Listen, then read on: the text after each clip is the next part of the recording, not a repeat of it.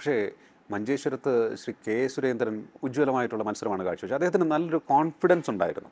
ഒരു positive body language ആയിരുന്നു പ്രചാരണ രംഗത്തൊക്കെ തന്നെ കാഴ്ചവെച്ചത്. ഏറ്റവും അധികം വോട്ട് നേടിയ BJP സ്ഥാനാർത്ഥിയും അദ്ദേഹമാണ്. 67,000 വോട്ട് നേടി. എന്നിട്ടും വിജയിക്കാൻ സാധിച്ചില്ല. എന്തൊക്കെ കാര്യങ്ങളായിരിക്കാം അവിടെ സംഭവിച്ചത്? അല്ല, അതിൻ്റെ വിശദമായിട്ടുള്ള ഒരു വിലയിരുത്തൽ നടക്കേണ്ടതുണ്ട്. കാരണം മഞ്ചേശ്വരത്ത് എന്താണ് പ്രതീക്ഷിച്ചത്, പ്രതീക്ഷക്കപ്പുറത്ത് എന്താണ് സംഭവിച്ചത്, അവിടെ ന്യൂനപക്ഷ ഏകീകരണം അഥവാ കാരണം അവിടെ SDPI സ്ഥാനാർത്ഥി പിൻവാങ്ങുകയോ അങ്ങനെയുള്ള കുറേ സാധനങ്ങൾ നടന്നിട്ടുണ്ട്.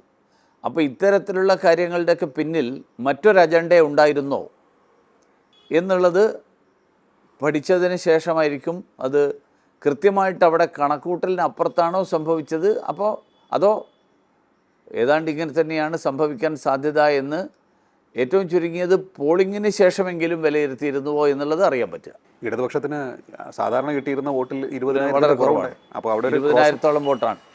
അവിടെ ഒരു ക്രോസ് വോട്ടിങ്ങിന് നടന്നതിൻ്റെ ഒരു എണ്ണം കണക്കുകൾ വെച്ച് നോക്കിക്കഴിഞ്ഞാൽ തീർച്ചയായിട്ടും ക്രോസ് വോട്ടിംഗ് നടന്നിട്ടുണ്ട് എന്നുള്ളത് നമ്മൾ മനസ്സിലാക്കേണ്ടി വരും. CPM അവിടെ BJPയെ പരാജയപ്പെടുത്താൻ വേണ്ടി മുസ്ലിം ലീഗിനെ സഹായിച്ചു എന്നുള്ളത് കണക്കിൻ്റെ മാത്രം അടിസ്ഥാനത്തിൽ വിലയിരുത്തുന്ന ഏതൊരാൾക്കും അങ്ങനെ ഒരു നിഗമനത്തിൽ മാത്രമേ എത്താൻ പറ്റൂ.